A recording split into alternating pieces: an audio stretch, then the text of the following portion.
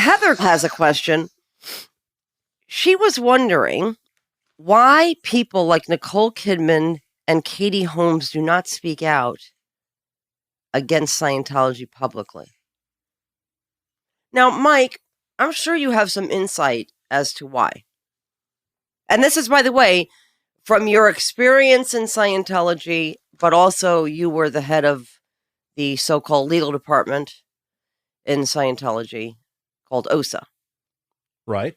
And how would you typically, or Scientology typically, deal with celebrities and wives of celebrities in Scientology, or husbands of celebrities in Scientology? I mean, these are celebrities themselves in their own right. Right. But how would this, why do you think Nicole Kidman or Katie Holmes, in your opinion, not spoken out?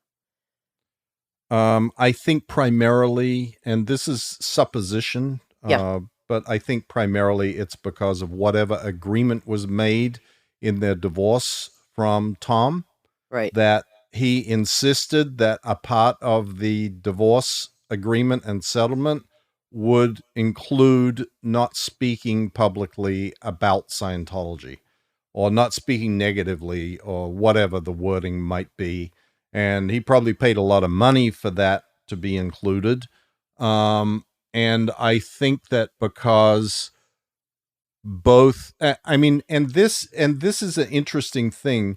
I think that probably at the point that those divorces happened, they were both of a mindset of, I just want out of this thing. I just want to be done with it. I don't want to have anything to do with this.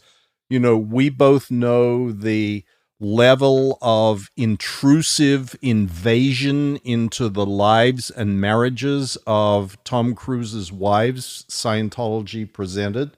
Right. They had spies in their households, and all of the staff were reporting to Miscavige, and not all of them, but the staff members in the household would report to Miscavige. They were all hand-picked and verified to be Scientologists in good standing.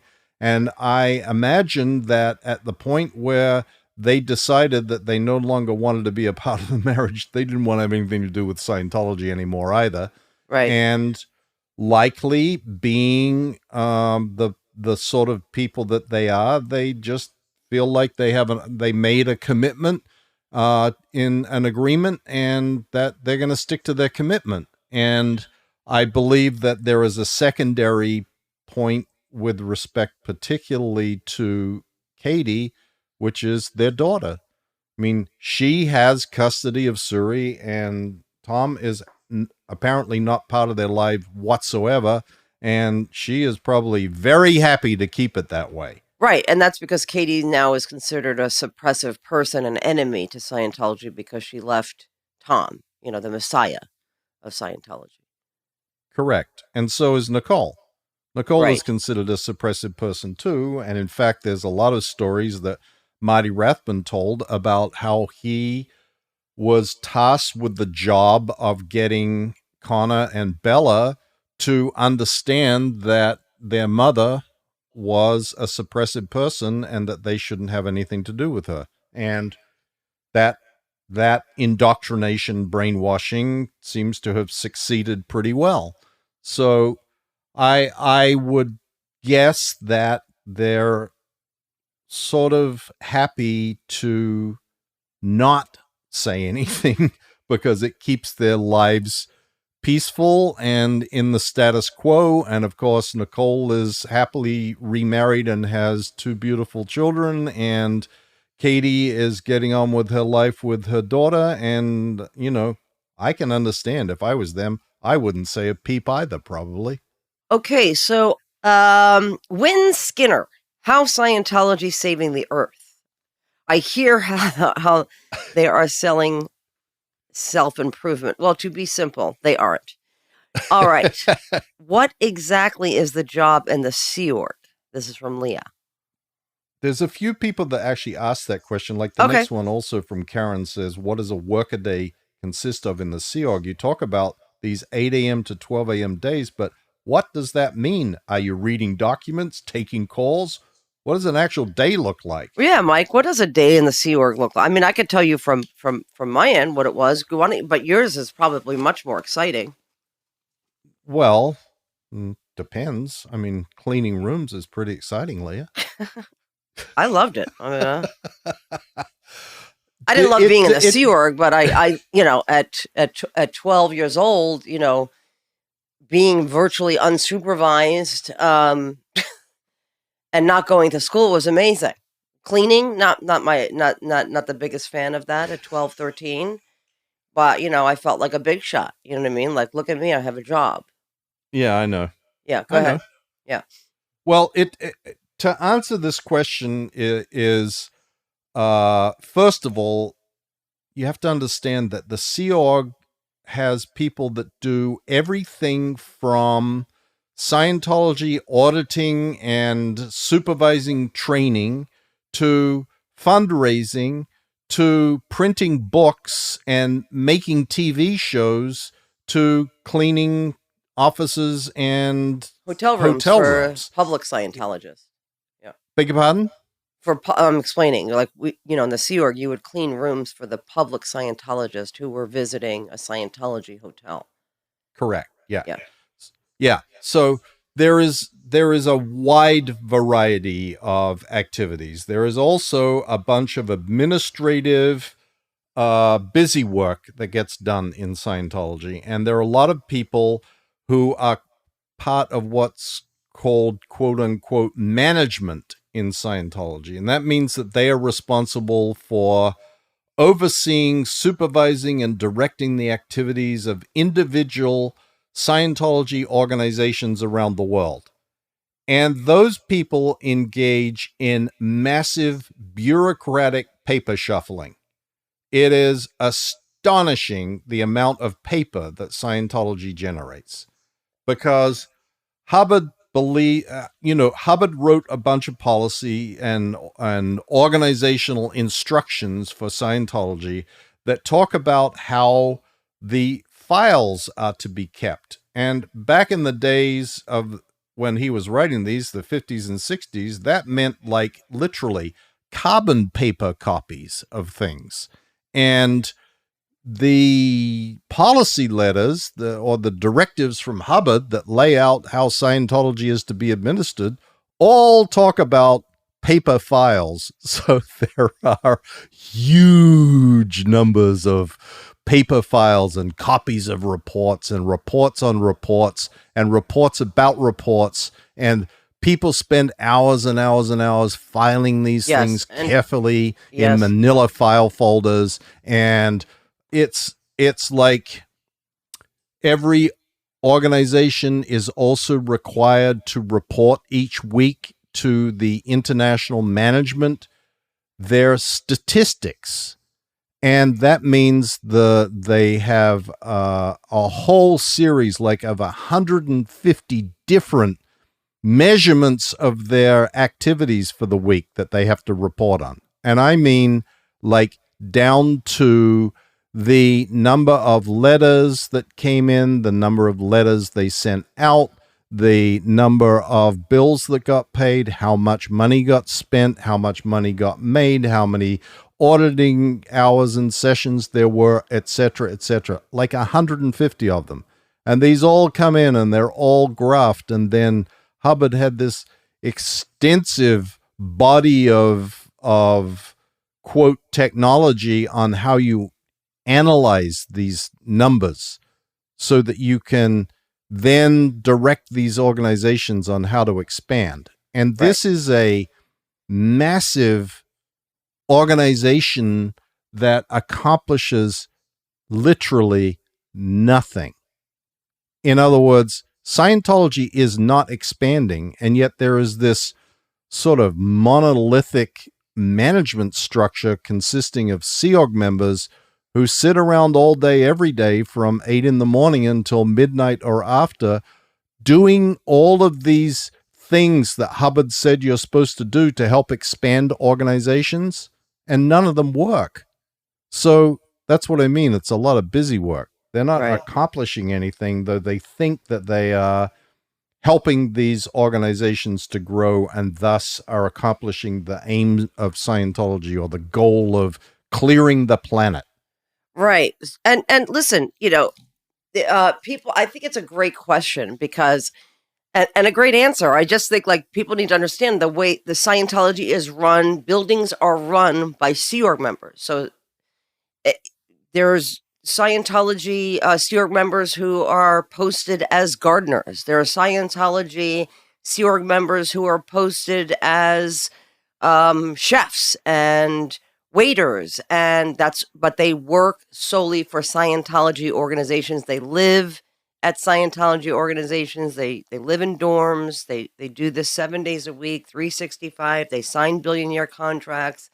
So they're there for the rest of their lives while making $50 a week. And that's basically, and it's morning, noon, and night. There's no real family time. You have no outside friends, no outside family, really. You wake up at 7 o'clock and you work until midnight and you sacrifice your life thinking that you are doing the work of, of a saint. I mean, basically, you think you're sacrificing your life because Scientology is making the planet a better place. Go ahead, Mikey.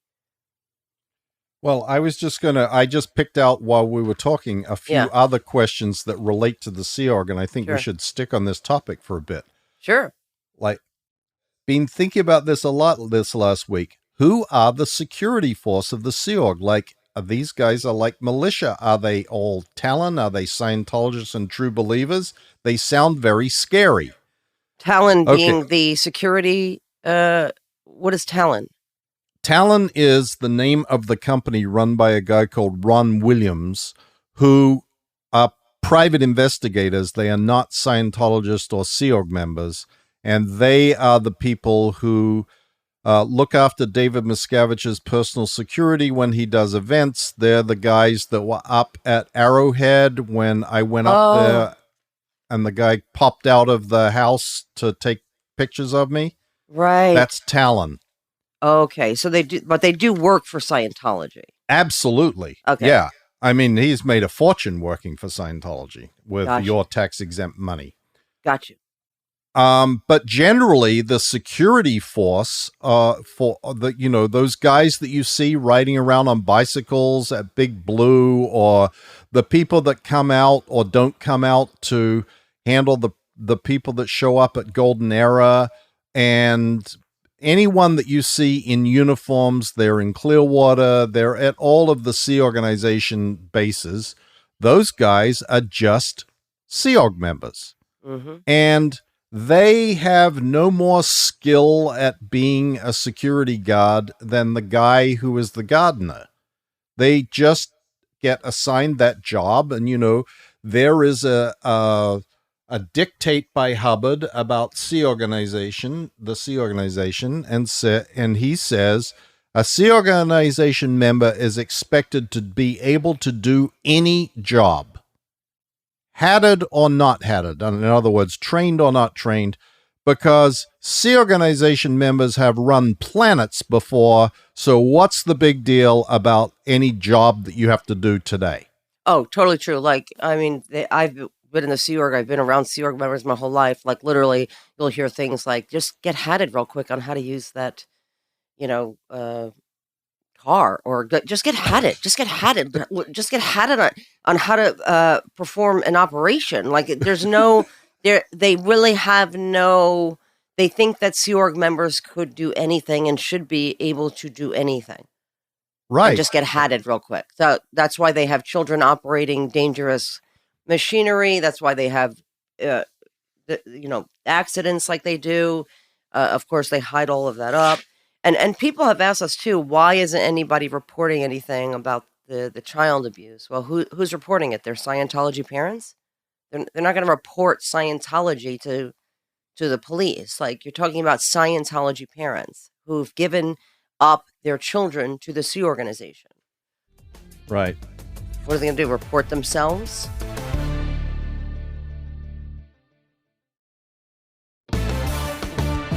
Here's another one from Ballet Lady. Okay.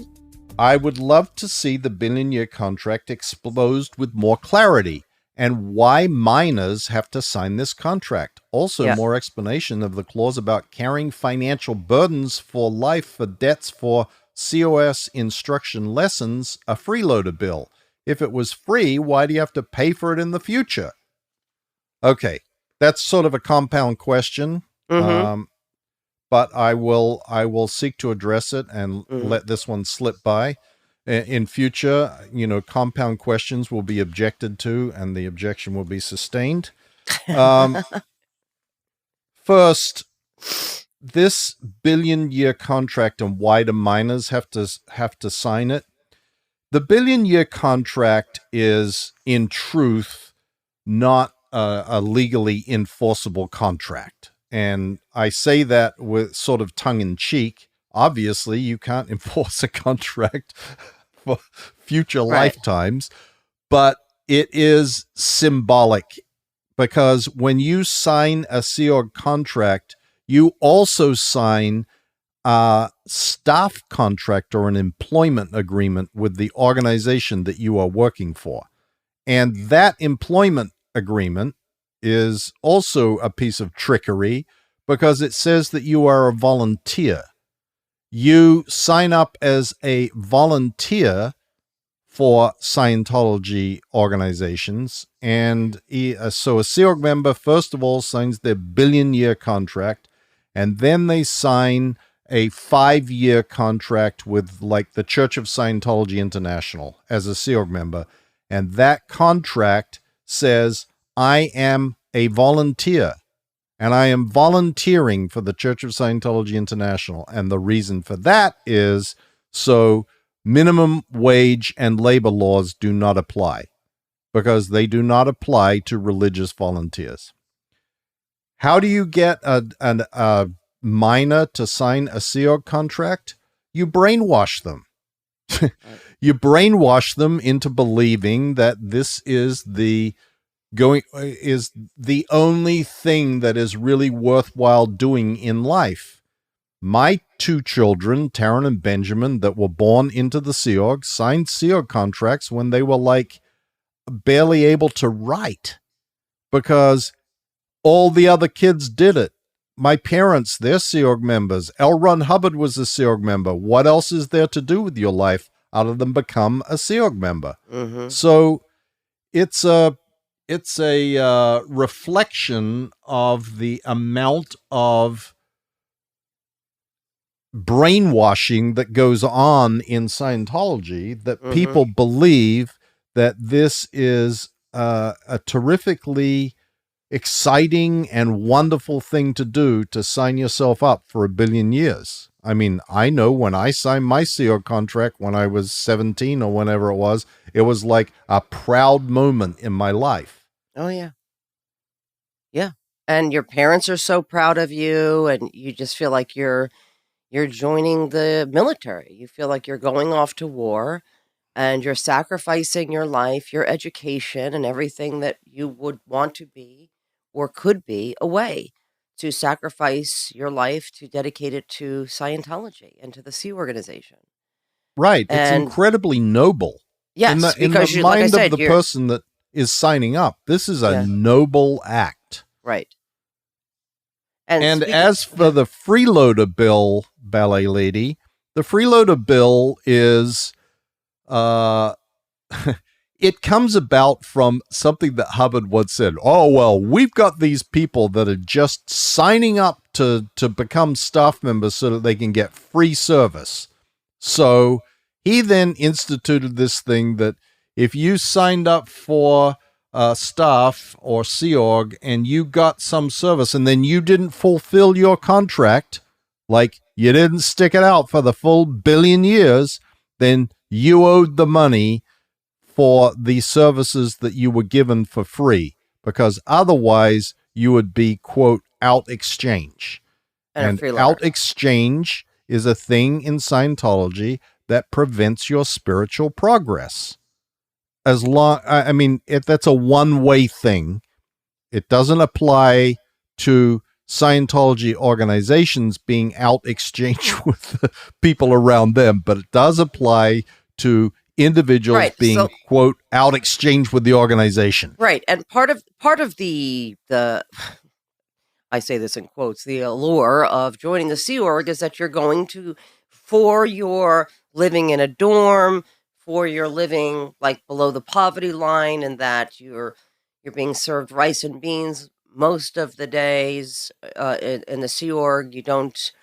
You live basically in a motel room with 8 to 12 other men or women. For your sacrifice, you are getting Scientology services for free, where, most of us, just regular public Scientologists, have to pay upwards of 500,000 minimum, I'm saying, for celebrities, because you're, constantly being sold things or into the millions. The minimum of the Scientology bridge, Mike, is what? Estimated at 300,000? Yeah. Okay. So for that, Mike, you get to have your Scientology for free. Now, if you decide to leave the Sea organization and remain a public Scientologist, they want the money for the quote unquote free Scientology, even though they were getting free labor. Correct. Okay. And to answer the question that often comes up, is that freeloader bill an enforceable bill? Like, could you go to a debt collector and get them to collect it? Absolutely not. But your family will be told, hey, listen, Mike hasn't or Leah hasn't paid off their freeloaders debt, so they're not really in good standing with Scientology. So just so you know. And that basically puts you on like the one step before shunning business happens. Yes, absolutely. In fact, the first step of getting back into good standing in Scientology is pay off your debts. Right. That's not the second step. That's the first step. That's the first thing you have to do. Right. Pay your money. It's always the money. Yes, always the money. Okay. David has a question. Well, more of a little bit of a story. I'm going to just read through some of this, Mike. A friend and former coworker told me about going into a Scientology center and undergoing some preliminary testing or something. It involved holding two ends of something connected to a machine. That's the e-meter. He was instructed to read a text while he was reading a monitor meaning a Scientology auditor, would interrupt him and ask him what word he had just read. He was then instructed to look up the meaning of that word. I suspect that the dictionary glossary he was to use was one specially prepared by Scientology, and that the words were likely used in an unusual context and specifically defined with particular meaning in Scientology. It seems that this same kind of linguistic manipulation is one of the myriad of tools used by Scientology and other extreme religious sects or political movements to inculcate their adherents. Is that right? Yes. So, Mike, this is the reason why I read this is because people don't really understand the way Scientology is taught to every Scientologist. When you are studying Scientology text, you are sitting in a room with a card table, just like card tables set up, and you're sitting next to other Scientologists while somebody is walking around the room. If you sneeze, if you yawn, if you scratch your head, if you look up, if you look away, the supervisor, will walk over to you and say, come into the other room. You go into the other room and they say, because what L. Ron Hubbard teaches is that if you do any of those things that I mentioned, twitched, yawn, scratch your leg, look up to the ceiling, it is believed that you have gone past a word you do not understand. You are not allowed in Scientology to go past a word you do not understand. And oftentimes, you are forced to read aloud the text of L. Ron Hubbard. If you stumble on a word, if you mispronounce a word, you are told to go into the other room with your text where they check every single word in that document. What is the definition of the? What is the definition of what is the definition of thorough? What is the definition of particularly? What is it? And if you don't have, if you cannot spew out the 25 definitions of there and the derivation, you have to reread the materials. So you're taught in Scientology to make no movements as you're reading in front of people. And you have to look up every single word in a regular dictionary and a Scientology dictionary of any word that you are unsure of. And because of that, cult experts have said that Scientology is the most dangerous cult because of the way Scientology is taught, because you are self-brainwashing by reading and learning in that way, which, Mike, you talk to any Scientologist, they hate to read, and if you ask them to read aloud, they start to get like heart palpitations. Exactly. It's moments of pain and unconsciousness from the past coming back to haunt them. Yeah, because in Scientology, you are forced to read thousands of books. We are all taught to thousands of policies and hundreds of books. These are mandatory reading that you have to sign off on a sheet that you have read, that you have understood it, that you have been checked out on. I mean, you have other parishioners being checked out on how are you going to apply this? What does L. Ron Hubbard mean when he says this? There's no assimilating information or I kind of understand it this way. You have to understand it exactly the way it's written. And it goes so far, Mike, as Valeska, one of our friends who was in the Sea Org and abused by Scientology, and we had her on our podcast. But Valeska was at my house last year she was going to take a test, and Valerie and I were like testing her, right? Like just for fun. We were like, as friends, we were going to make sure that you have your, because she was just visiting. And we were like, no. We got to help you with this test for tomorrow, right? We're asking her questions and she's like, I don't know. I don't know the answer to that. And I'm like, Valeska, do you know what this word even means? She's like, I'm not looking up words. I won't look up another word in my life. And I got, Valeska, L. Ron Hubbard didn't invent the looking up of a word. There's normal dictionary. People look up words they don't understand. But it's like with the pendulum swing, right? Like we're like, we won't read a book. We're not going to read a book ever again. Exactly. We've read hundreds. So funny. Yes, this is specific to Scientology brainwashing. Is how Scientology is taught is very specific to Scientology, and it's very damaging. And it starts at the age of 5. Where they start teaching children in this way, that to yawn, to look up, to twitch means that you have a study barrier that L. Ron Hubbard has discovered. And it's abusive and it's horrible. And okay. What's next, Mikey? And the other part of this also, Lee, is there is an enormous amount of terminology in Scientology. Oh, Scientology has its own words, by the way, and own dictionaries. On top of looking up there and at and us of the world, it has its own language. And that language, if you were to hear, Scientologists just speaking to one another in Scientologies, there would be a lot of the things that they were saying that you just wouldn't have a clue what they were talking about.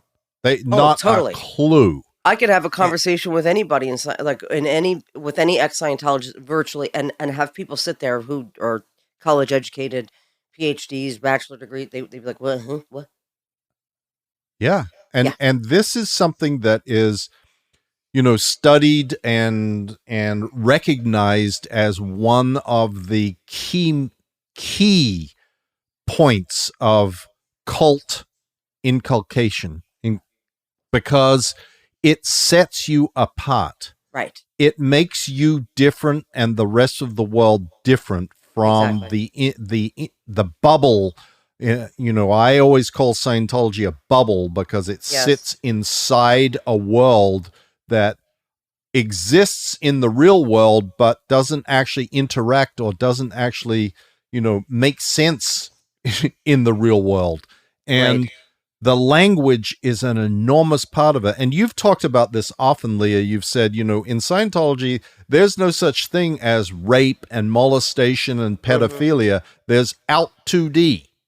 Yeah, they made up their own word that basically makes it about the victim. Right. And so these Being words and this language is very, very important to keeping people hypnotized inside Scientology. And there is a huge, and we even have to be careful. Like, I have to still be careful many, many, many years after I've left to not stumble and use Scientology shorthand terminology for things and have people look at me and go, huh? Yeah. So, yeah, that's a big thing. Yeah.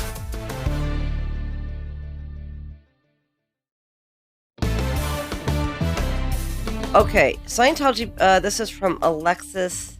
Scientology basically deprograms you not to have any emotions and not to think for yourself. How does it feel when you first get out and have the freedom to make your own decisions and feel emotions that you had to suppress? Well, it works. It's freeing and also a curse because we were taught to accept abuse and to be abusive. So although we were not allowed to show emotion in terms of empathy and sympathy for one another, but certainly for the real world, we were very allowed to be abusive and angry. Yes. And that's physical. That encompasses, words. We're taught to accept these things and to dole out these things. And so for us, for me anyway, it's been a learning curve to learn how to communicate in a way that's not aggressive and not what I've been raised in. And taught. That's not just you, Leah. Yeah. You're not afflicted with that problem, but as a we all lonesome person in the wilderness, we all suffer that. I mean, the number of people who, in my interactions with them since leaving the Sea Org, have been shocked or hurt or upset by how I treated them is way too many. And I feel like I have learned a lot, and I'm much better at that, but like almost inadvertently I would do that. And the amount of my life, what I thought was a great deal of force or aggression was, or what I considered was a small amount of force and aggression, was way more than the normal person's tolerance level for that. I'm very hardened to having people screaming in my face or like very abusive and very, very forceful. Yes. And while I thought I was not being like that to people in the normal world, I was like crushing them. And that's a hard lesson to learn. But on the other hand, I think that probably, and I've said this before, the greatest, Scientology talks about bringing you freedom, that this is the spiritual, our goal is full spiritual freedom and enlightenment and happiness and freedom and certainty and blah, blah, all these things. The biggest freedom that I felt that I ever attained was the freedom from having someone else tell me what I should and shouldn't do and what was right and what wasn't. Right. And that is incredibly liberating and incredibly exhilarating almost to Yeah. realize I no longer have Big Daddy or Big Brother or Big Dave or Big anybody looking over me, big ethics officer looking over me and watching everything I do and saying, that's right, that's wrong, that's okay, Right. that's not, that's Right. acceptable, that's unacceptable.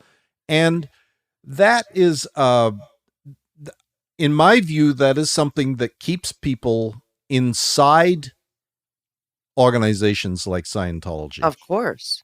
Is I mean, it because in some ways that's an easy way of going through life, of not course, having having to make somebody tell you, you decisions for cannot read yourself. that, you can't wear that, you can't say that. Yeah. And it's like your entire life is regimented and Yeah. you have a complete agreement with all these other people that are around you of this is what is good, this is what is bad, this is what's right, this is what's wrong. You don't have to make many choices for yourself, even though Right. Scientology says come into Scientology and learn to think for yourself. The Mm-hmm. truth is it's come into Scientology and learn how we will think for you. Mm-hmm. And that is something that a lot of people find comforting because it is to some extent, Of but it's course. also suffocating. It's like Yes. being comfortably suffocated by a pillow. Right. It's soft and it's sort of easy and it ends up killing you. And it's an enormous freedom, or was an enormous freedom to me to realize, you know what? I do things now based on what I think is right and what I think is wrong, not what anybody else tells me and not what someone is going to judge me for. I judge myself now. Well, I hope Chrissy's at least telling you what to wear, because that would be That's a given. great.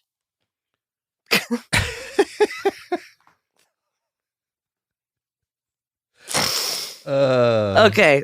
Here's a question. I have a question for Leah around forgiveness and her mother. I'm still mad at my mother, but she seemed to have figured that out. I would like to know how. Well, listen, it's layers. It comes off in layers. I I read a book that was recommended to me by my therapist, one of the many books, and I think I've listed them, Mike, on your something. Yes. Okay. Yes, well, I put a And list of them. okay, and in the book it talked about like the meaning of your pain and finding meaning for that and purpose for your pain. And um that's how I was able to forgive my mom partially for originally getting us into an abusive cult, was because I was blessed enough to find some meaning in all of that and what we do now in the book that I've written, in the series that we've done, in the podcast that we're doing now. Um, if we were able to help one person not get involved in Scientology or get out of an abusive cult or an abusive relationship or stand up for themselves or go after something they really wanted in their life or reconnect with a family member who was, extremely Catholic, extremely Christian, and they decided to connect back up with their son or daughter who was gay, who were formerly disconnected from it. These are the reasons that gives this is what gives our pain some meaning. And for that, I have forgiven my mother in that way. But, listen, as you go through therapy, I mean, I found a lot more reasons to be upset with her. So I'm back to being mad at her.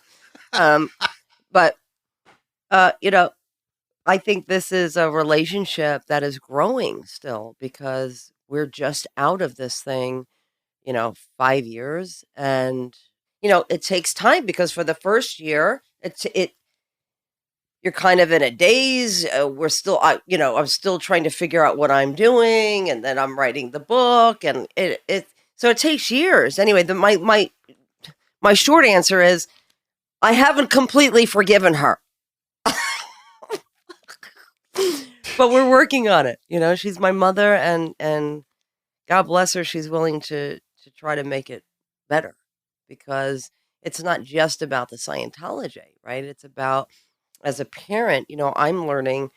my first response to anything my daughter has a criticism for me for is, I'm doing the best I can, or I did the best I can. And I'm learning that that's just not a great response. As a parent, my answer should be, and this is what I feel is right, and it resonates with me, which is, I see that hurts you. And as your parent, I want to simply apologize for doing that to you or making you feel that way. As her parent, I don't have to be right. I don't need to justify my bad decisions, even if it's real or not real. Like, even if, kids like to, shit on their parents and make their parents feel badly about everything that we do. But at the same time, that's not my job, is to make Sophia wrong for the way she feels at 13. I know it's going to change when she's 25. She might think a different way. She might say, Mom, when you decided that we should do this, I felt alone. I felt that was not a good decision for me. And my response needs to be, and I am sorry. Period. Period. And, I've had to work through this with my mom because that's her response. At the time, Leah, I thought that was the best thing for us as a family. And had I not had a therapist sitting there saying, but do you see now that it wasn't? Do you see now that it wasn't a good decision for your family?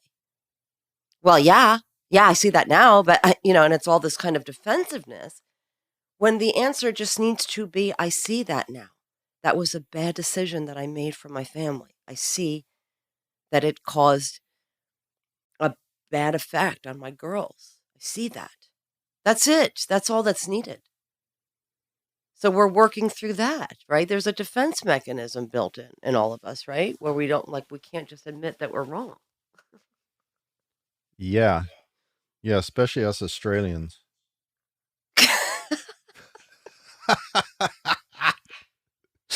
Leah, right.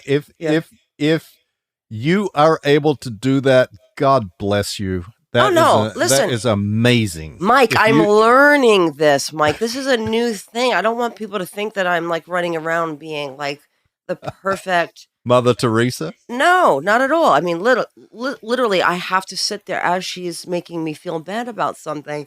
I'm like, oh, this little selfish little these things are going through my mind, right? Like, does she have any fucking clue? Does she have any fucking clue what it takes to be a mother, or what it takes to be a father? You know what I mean? Like, or how much work it takes to make the money that is being spent on. I go through the same thing. And you guys have no idea. You guys have no idea of the answer what is it takes. They don't, because you know what? They're children. Exactly. Yeah, that's exactly right. Right. And I think that's an amazing that is a piece of advice that I don't know where you got that from, but you distilled it into something that I think is an absolutely fabulous piece of advice for anybody who has any interpersonal relationships at all. There is a lot more to be said for accepting the view and understanding the perspective of the other person you're dealing with, as opposed to being right. trying to force your perspective on them, right. Which is what being right is. You're trying to explain to them how their perception of what happened is wrong because they don't understand your motivation. Right. And your motivation doesn't fucking matter. Exactly. And that's what I'm trying to learn, right? Like, my justification for doing something that ultimately hurt my daughter or didn't make her feel loved or supported doesn't really matter in the moment that we're talking about it. Maybe when she's 30 or she has her own kids, she might go, that was fucked up, Mom. I shouldn't have said that to you. I know why you were doing that. And you were doing the best you could at that time. That's for her to say.